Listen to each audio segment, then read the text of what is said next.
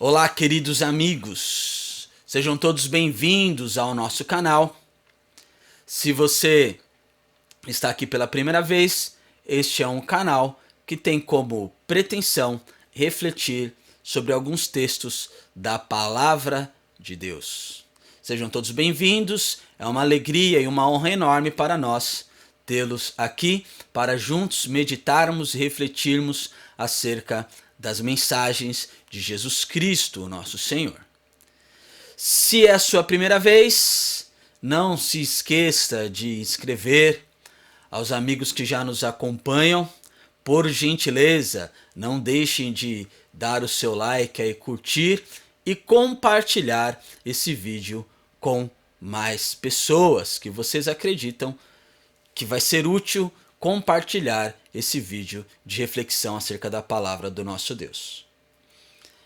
Estamos refletindo acerca dos textos, de alguns textos, para resgatarmos alguns princípios, alguns fundamentos do cristianismo. No último vídeo nós falamos sobre o poder de Jesus Cristo em perdoar os nossos pecados, e o vídeo de hoje eu gostaria de trazer reflexão sobre o mesmo tema.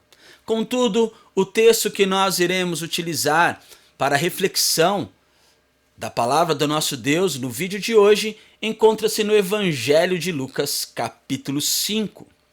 Capítulo 5 do Evangelho de Lucas, verso 17, diz assim a palavra do nosso Deus. Ora, aconteceu num daqueles dias, estava ele ensinando, e achavam-se ali assentados fariseus e mestres da lei, vindos de todas as aldeias da Galileia, da Judéia e de Jerusalém. E o poder do Senhor estava com ele para curar. Vieram então os homens trazendo em um leito um paralítico, e procuravam introduzi-lo e pô-lo diante de Jesus. E não achando por onde introduzi-lo por causa da multidão, subindo ao eirado, o desceram no leito, por entre os ladrilhos, para o meio, diante de Jesus. Vendo-lhes a fé, Jesus disse ao paralítico: Homem, estão perdoados os teus pecados. E os escribas e fariseus arrazoavam, dizendo: Quem é esse que diz blasfêmias? Quem pode perdoar pecados, senão Deus? Jesus, porém, conhecendo-lhes os pensamentos, disse-lhes: Que arrazoais em vosso coração? Qual é mais fácil dizer: Estão perdoados os teus pecados, ou levanta-te e anda? Mas, para que saibais que o Filho do Homem tem sobre a terra autoridade para perdoar pecados, disse ao paralítico: Eu te ordeno, levanta-te, toma o teu leito e vai para casa. Imediatamente se levantou diante deles e, tomando o leito em que permanecera deitado, voltou para casa, glorificando a Deus. Todos ficaram atônitos, davam glória a Deus e, possuídos de temor, diziam: Hoje vimos prodígios. Queridos amigos, antes de refletirmos sobre esse texto, gostaria de lhes convidar para fazermos uma oração por iluminação desse texto que acabamos de ler.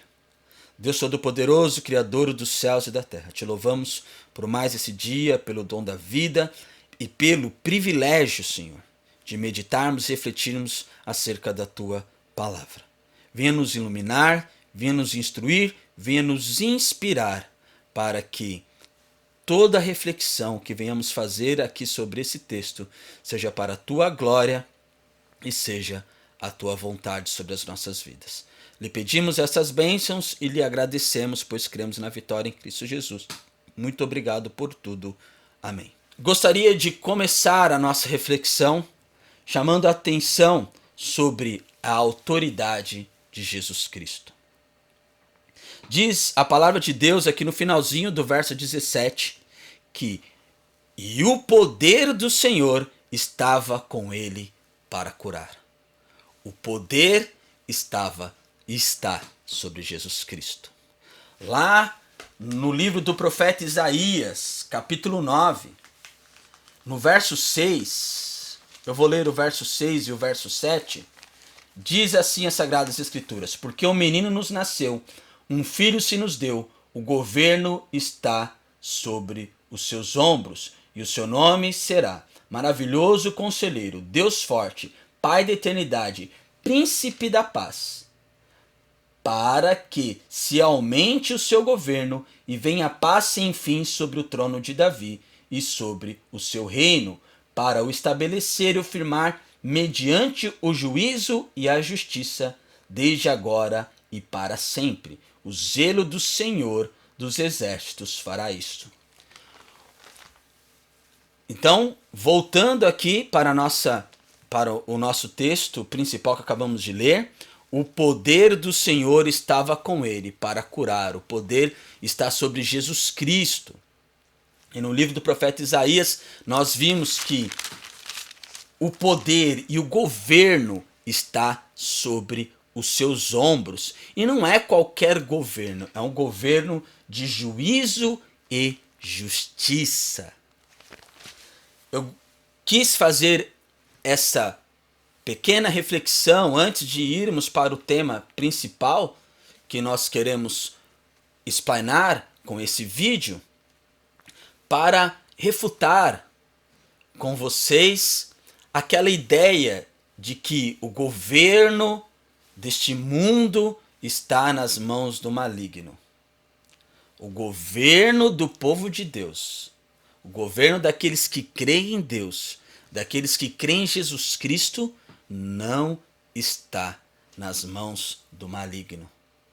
Está sobre as mãos do Mestre Jesus Cristo, do nosso querido Mestre, do nosso Senhor e Salvador Jesus Cristo. O governo está sobre os seus ombros. A autoridade está em Jesus Cristo.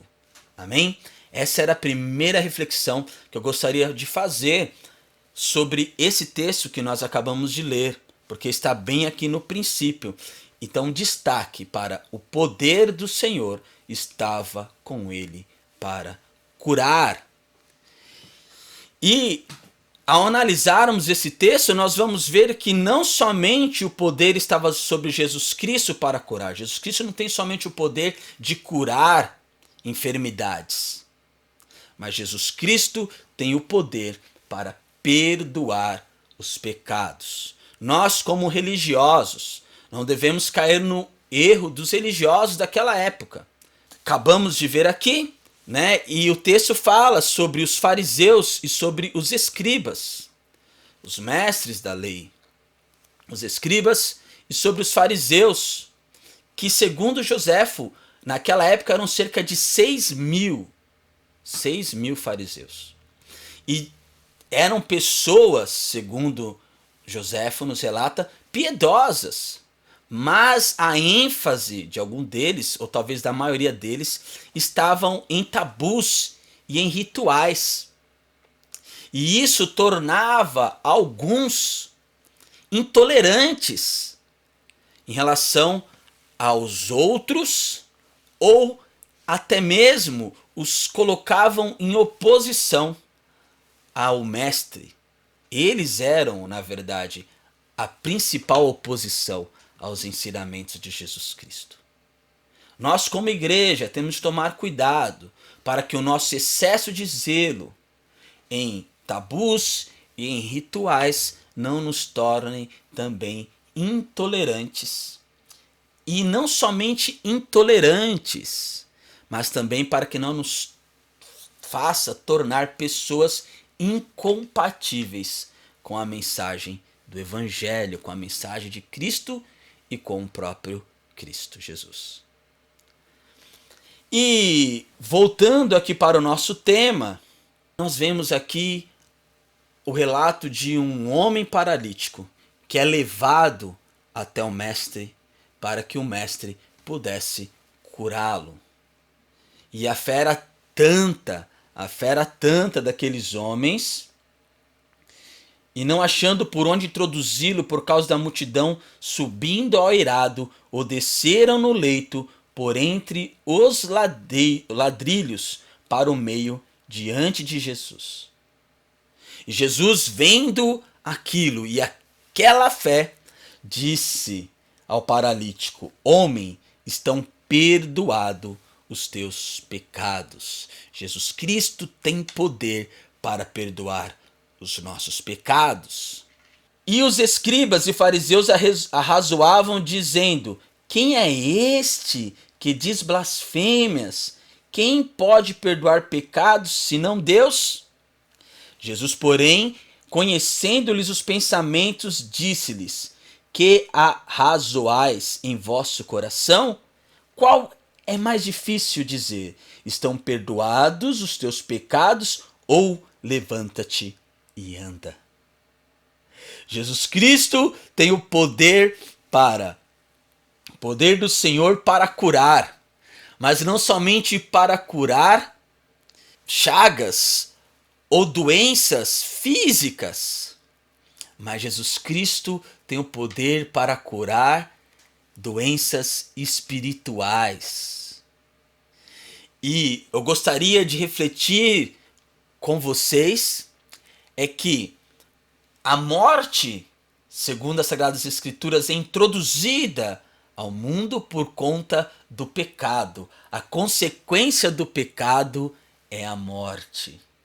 E Jesus Cristo aqui ele já estava dizendo, já estava introduzindo a verdade do cristianismo, que ele tem o poder de curar fisicamente e nos curar espiritualmente, porque o pecado não tinha poder sobre Jesus Cristo e não tem poder sobre Jesus Cristo.